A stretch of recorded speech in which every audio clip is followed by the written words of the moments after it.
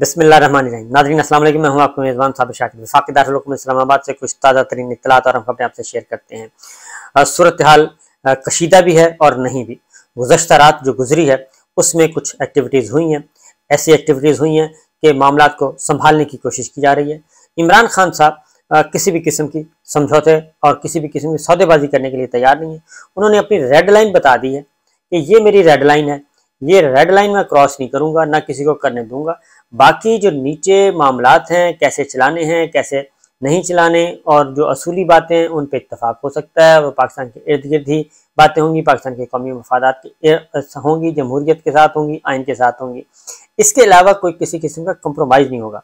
इसकी मैं डिटेल बताता हूँ। कोई डेवलपमेंट हुई है कुछ पाकिस्तान तहरीक इंसाफ के लिए बहुत अच्छी खबरें हैं, फौरी तौर पे नहीं, लेकिन कुछ हफ्ते के बाद अच्छी खबरें आना शुरू हो जाएंगी। इमरान खान साहब के लिए भी अच्छी खबरें आना शुरू हो जाएंगी। अलबत्ता पाकिस्तान डेमोक्रेटिक मूवमेंट PDM के लिए अच्छी खबरें नहीं हैं। PDM में मौलाना शामिल हैं और मरीम साहबा शामिल हैं, उनके लिए अच्छी खबरें नहीं हैं। उसकी रीज़न है कि इमरान खान साहब ने 2-3 काम ऐसे कर दिए हैं कि जिसके बाद अब ये जो फौजी अदालतें, फौजी कानून, आर्मी एक्ट और ऑफिशियल सीक्रेट एक्ट के तहत जो एक प्लान तैयार किया गया था, वो प्लान जो है वो फ्लॉप हो गया है। और अब मुश्किल है, बहुत मुश्किल है कि आर्मी एक्ट के तहत, फौजी अदालतों के तहत सिविलियंस को सज़ाएं दी जाएं, और वो भी बग़ैर किसी तहकीकात के, क्योंकि अभी तक तहकीकात नहीं हुई। उसकी रीज़न है कि कुछ इमरान खान साहब ने कुछ ऐसी एक्टिविटीज़ की हैं, कुछ ऐसे राब्ते किए हैं जिनके बाद अब आलमी जो प्रेशर है वो बहुत बढ़ता जा रहा है। अमेरिका की तरफ से 66 अमेरिकन पार्लियामेंट के जो पार्लियामेंटेरियंस थे, अमेरिकन कांग्रेसमैन जिसे कहा जाता है, उनकी तरफ से जो ख़त आया, ख़त लिखा गया, और उसमें भी काफ़ी सख्त गुफ्तगू थी, और उसमें ख़ास तौर पे अमरीकी वज़ीर ख़ारजा को मुतवज्जह किया गया था कि वो पाकिस्तान के मामलात में अपना असर और रसूख इस्तेमाल करें। अब उसके बाद अगला स्टेप आ गया जी कनाडा की तरफ से। कनाडा से भी 16 अरकान ने ख़त लिख दिया है कैनेडियन प्राइम मिनिस्टर को कि वो पाकिस्तान में जो इंसानी हकूक़ की खिलाफ वर्जियाँ हो रही हैं, जमहूरी आज़ादियाँ सलब की जा रही हैं, शहरी आज़ादियाँ सलब की जा रही हैं, उनके बारे में आवाज़ उठाएं। और ख़ास तौर पे फ़ौजी अदालतों का जो मामला है ये अब पूरी दुनिया में फैलता जा रहा है, और हर तरफ से आवाज़ आ रही है कि फ़ौजी अदालतें नहीं चलेंगी, और फ़ौजी अदालतों के तहत, आर्मी एक्ट के तहत, फ़ौजी कानून के तहत सिविलियन को ट्रायल नहीं किया जा सकता, और वो भी पॉलिटिकल जो लोग हैं, सियासी कैदी और सियासी लोगों को ट्रायल नहीं किया जा सकता। सिक्योरिटी का कोई नेशनल सिक्योरिटी का कोई इशू हो वो तो ठीक है, लेकिन महज एक कोर कमांडर घर पे हमले का इल्ज़ाम है, उस पे जो फ़ौजी अदालतें, फ़ौजी कानून, आई थिंक ये आलमी प्रेशर, इंसानी हकूक़ की तंजीमें उनकी तरफ से आ रहा है, और ये मुश्किल हो जाएगा। एक और काम मैं भी बता दूं कि अब चीज़ें जो हैं वो कंपेयर की जाती हैं। ऐसा नहीं है कि कंपेयर ना की जाए। फिर फ़ौज के अंदर बहुत ज़्यादा प्रेशर है, और उसकी रीज़न है कि अब तक जितनी भी पल्स आई हैं, वो पल्स जो हैं वो ये कहती हैं कि ये जो कुछ हो रहा है मुल्क में, इसके बारे में कोई भी मुतमईन नहीं है। और कल जो वाक़या हुआ है, साबिक आर्मी चीफ जनरल आसिफ नवाज़ जंजुआ और उनकी फैमिली को, उनके घर छापा मारा गया, उनकी फैमिली को उठाया गया, और इसको आर्मी के अंदर बहुत ज़्यादा इस पे भी गम गुस्सा पाया जाता है। और उसकी रीज़न है कि आर्मी चीफ जनरल आसिफ नवाज़ जंजुआ साहब की एक इज़्ज़त है, रिस्पेक्ट है आर्मी में। वो सर्विंग आर्मी चीफ, उनकी डेथ हो गई थी, लेकिन वो आर्मी चीफ हैं जिन्होंने मियाँ शरीफ की तरफ से BMW वो लेके गए। मियाँ शरीफ साहब और नवाज शरीफ साहब ज़ाहिर है वो यही काम करते थे, तो BMW नई गाड़ी और वो लेके गए, और चाबी उनके हवाले की कि जनाब ये है हमारी तरफ से तोहफ़ा। तो जनाब आसिफ नवाज़ जंजुआ साहब ने वो चाबी भी वापस की, गाड़ी भी वापस की, और उस पर ठीक ठाक किस्म का डिस्प्लेयर भी शो किया। और वो अभी तक वो वाहिद रिश्वत, तो उसका अभी तक वो अब इंतकाम लिया गया आसिफ नवाज़ जंजुआ साहब की फैमिली से, उनको घर से उठाया गया, और ये सब कुछ बुग़्ज़ इमरान में किया गया है। अब मैं आपको इसके साथ ही एक और काम किया गया। कल हमारी जर्नलिस्ट हैं, खातून जर्नलिस्ट अनम शेख, उनको उठा लिया गया, उनको भी MPO के तहत कर दिया गया है जी। 3 MPO के तहत मुकदमा उनको नोटिफाई किया और उनको जेल भिजवा दिया। ये भी हुआ है। ये एक इसके साथ साथ गवर्नर सिंध इस्माइल साहब को, उनको भी, इमरान इस्माइल साहब को भी اٹھا لیا گیا ہے وہ بھی گرفتار ہیں، علی زیدی صاحب بھی گرفتار ہیں، بے شمار رہنما گرفتار ہیں۔ لیکن جو خوش آئند بات ہے وہ یہ ہے کہ ابھی تک پاکستان تحریک انصاف کے جتنے بھی گرفتار رہنما ہیں ان میں سے کوئی بھی نہیں ٹوٹ سکا، اور سب کے سب اپنے مصمم ارادے کے ساتھ الگ الگ قید ہیں۔ ان سب کو الگ الگ کہانیاں بھی سنائی جا رہی ہیں کہ فلاں بھی مان گیا، فلاں بھی مان گیا، فلاں بھی مان گیا۔ یہ میں آپ کو بتا رہا ہوں کہ ان کو جو کہانیاں سنائی جا رہی ہیں، ارکان پارلیمان اور جو پاکستان تحریک انصاف کے سینئر رہنما جو ہیں وہ گرفتار ہیں، ان کو ہر کسی کو الگ الگ کہانی سنائی جا رہی ہے کہ آپ کا قریشی صاحب مان گئے، قریشی صاحب کو کہا جا رہا ہے کہ اسد عمر صاحب مان گئے ہیں، اسد عمر صاحب کو کہا جا رہا ہے کہ علی محمد خان مان گئے ہیں۔ تو یہ ساری کی سارے اس طریقے سے ڈس انفارمیشن وہ ظاہر ہے بیٹھے ہیں گھروں میں اور ان کا کیا جیلوں میں، اور ان کو یہ باتیں بتائی جا رہی ہیں۔ اب آتے ہیں آرمی ایکٹ کا معاملہ۔ پہلے تو آرمی ایکٹ کا سن لیں کہ آرمی ایکٹ کے تحت پولیٹیکل پارٹیز کے درمیان بھی اتفاق نہیں ہو رہا، اور حکمران اتحاد میں بھی اس بارے میں اختلاف ہے۔ وہ نہیں چاہتے کہ آرمی ایکٹ کے تحت، فوجی عدالتوں کے تحت یہ نیا رواج قائم کیا جائے سزائیں سنانے کا، لہٰذا ابھی تک اس پہ اتفاق نہیں ہو سکا، نمبر 1۔ نمبر 2، پاکستان تحریک انصاف پہ پابندی لگا دی جائے، اس پہ بھی ابھی تک اتفاق نہیں ہو سکا۔ اس کی ریزن یہ ہے، ایک تو اتفاق نہیں ہو سکا، دوسرا یہ ہے کہ یہ پابندی لگائیں گے تو کہاں جائے گا معاملہ جائے گا سپریم کورٹ آف پاکستان میں اور اعلیٰ عدلیہ میں۔ اعلیٰ عدلیہ کے ساتھ جو یہ سلوک کر رہے ہیں اور جو بدتمیزی اور غلیظ گفتگو اور جس طریقے سے ان کو بلیک میل کر رہے ہیں،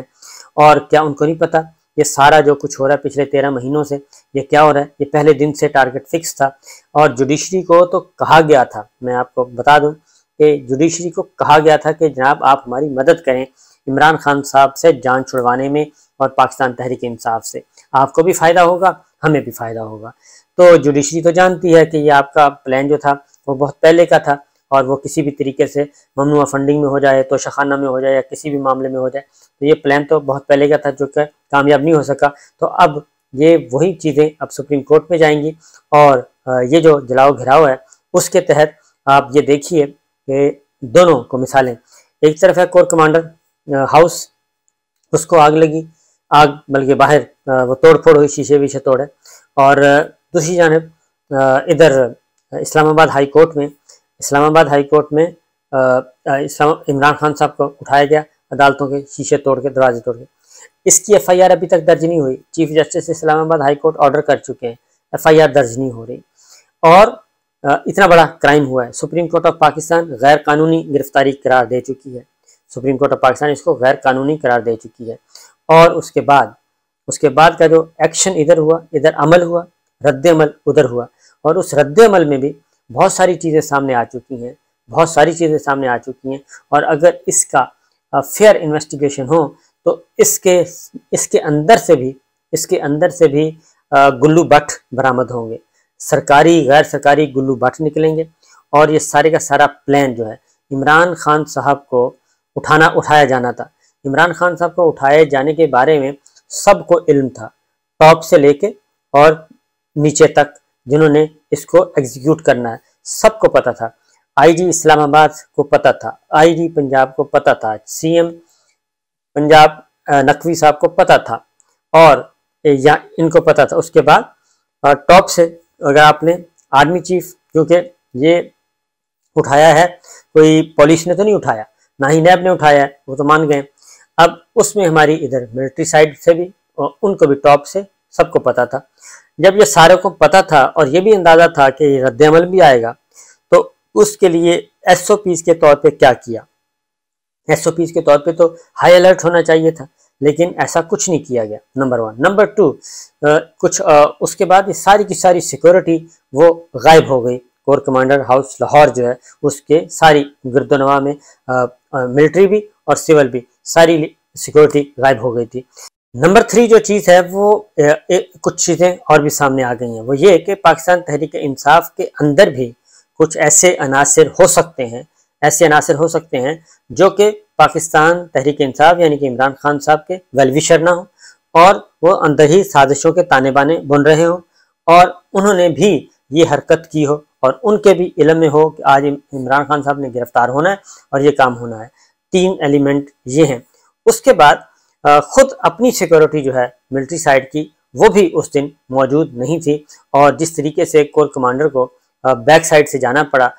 وہ بھی ایک اہم سوال ہے۔ یہ بہت ساری چیزیں ہیں جس کی وجہ سے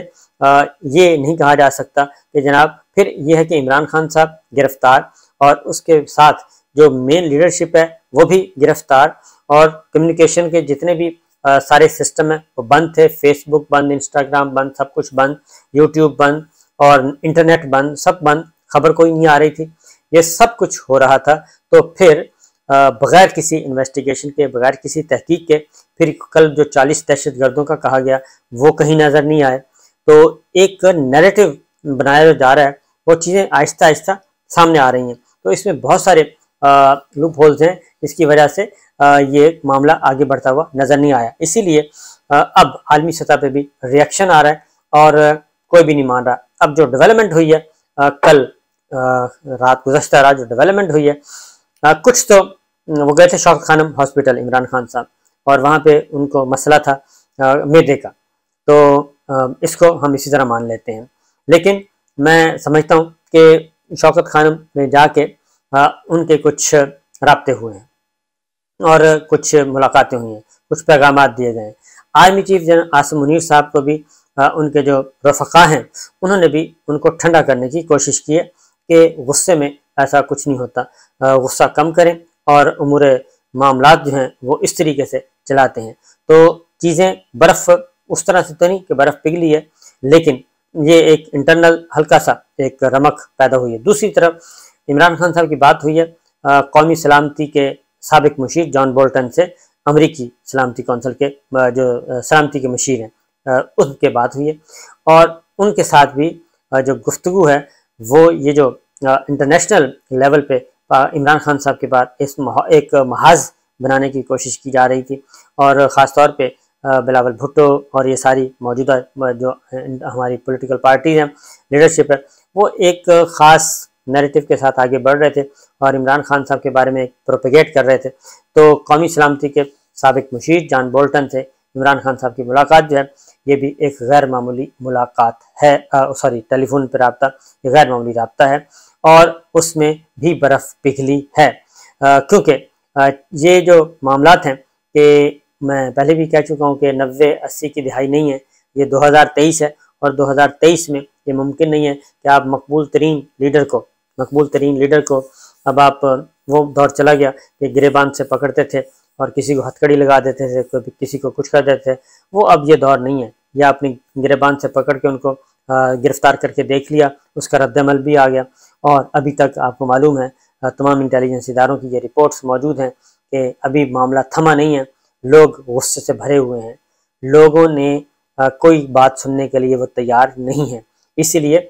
چیزوں کو سنبھالنا چاہیے۔ اس کے بعد ایک اور کام ہوتا ہے جی، زلمے خلیلزاد صاحب کا انٹرویو۔ زلمے خلیلزاد کا انٹرویو ڈان میں شائع ہوا ہے، اور وہ اس سارے معاملے کو بہت کینلی آبزرو کر رہے ہیں، اور انہوں نے پھر یہ کہا ہے کہ میں عمران خان یا کسی کا ایجنٹ نہیں ہوں، نہ ہی کوئی لابیسٹ ہوں، لیکن جو میں دیکھ رہا ہوں اور جو پاکستان کے مفاد میں ہے اور پاکستان کے حق میں ہے اور اس ریجن کے حق میں ہے، اس کے دیکھتے ہوئے یہ ممکن نہیں ہے کہ آپ عمران خان صاحب کو آؤٹ کر دیں۔ اس لیے وہ بار بار جو اپنی بات پہلے ریپیٹ کرنے کی ضرورت نہیں ہے، وہ بار بار کہہ چکے ہیں کہ اب چیزیں جو ہیں اس طرح سے نہیں جائیں گی، اور پاکستان میں پھر یہ ہے کہ جو انٹرنیشنل کمیونٹی ہے اور ہیومن رائٹس کی تنظیمیں ہیں وہ اب یہ بھرپور طریقے سے کہہ رہی ہیں کہ پاکستان میں جلد سے جلسوں کی، ریلیوں کی، سیاسی ایکٹیویٹیز کی اجازت ہونی چاہیے، کیونکہ اس وقت تو پاکستان میں مکمل طور پہ پاکستان تحریک انصاف پہ مکمل طور پہ بین ہے، پولیٹیکل ایکٹیویٹیز ہر طرح سے۔ تو یہ ہے چیزیں، اور جیلوں میں جو لوگ قید ہیں وہ سخت مصیبت کا شکار ہیں، اور ان کو بہت تنگی دی جا رہی ہے، خواتین ہیں یا مرد ہیں، سب کو، اور وہ جو پولیٹیکل ایکٹیوسٹ پکڑے ہوئے ہیں ان سب کو بھی کافی مشکل میں رکھا ہوا ہے۔ اللہ تعالیٰ سب کی مدد کرے، لیکن آج کی رات پاکستان تحریک انصاف کے لیے، عمران خان صاحب کے لیے اچھی تھی، اور ہو سکتا ہے اگلے 2-4 دنوں میں کوئی بہتر رزلٹ بھی آپ کو دیکھنے کو ملے۔ اجازت دیجیے، اللہ حافظ۔